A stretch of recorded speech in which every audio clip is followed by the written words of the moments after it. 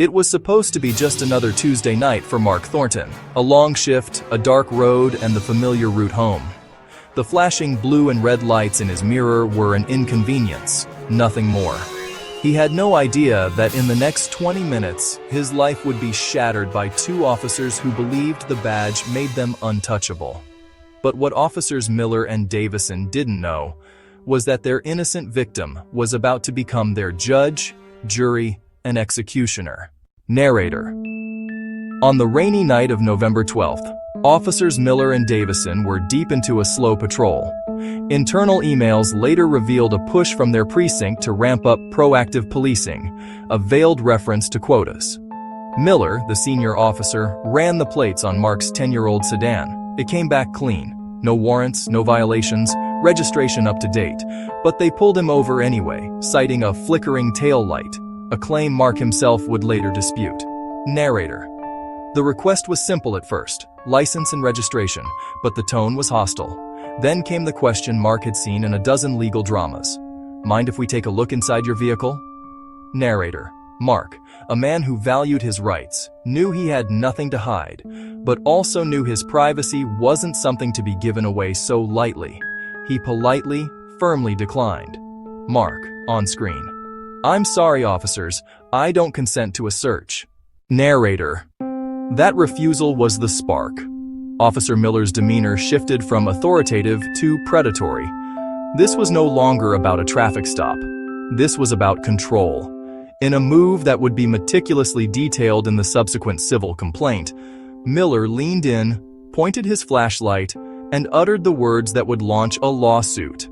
I see a small bag of a white substance right there on the seat. Step out of the vehicle.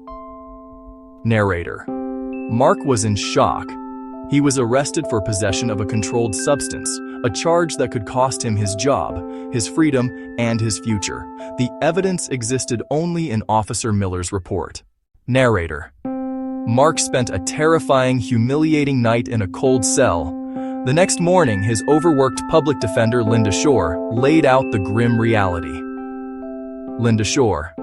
They're claiming it was in plain view, Mark. It's your word against two cops. We can probably plead this down to a misdemeanor. Narrator. But Mark refused. He knew what he saw, or more importantly, what he didn't see, an empty seat. He begged her to request the dashcam footage. Narrator. When the footage arrived, Linda Shore watched it in stunned silence. There was no bag, no white substance, no sudden movement. The passenger seat was vacant for the entire duration of the stop. This wasn't a mistake.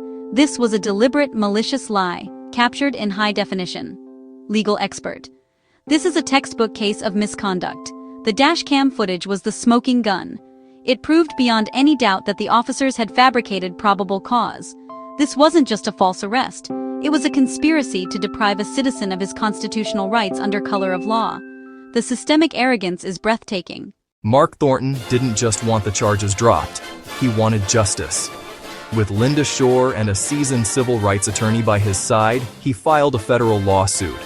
The city's lawyers, upon seeing the incontrovertible evidence and fearing a public trial that would expose a pattern of misconduct, immediately moved to settle. The result was a landmark, life-changing settlement of $3.5 million. But for Mark, the money was secondary.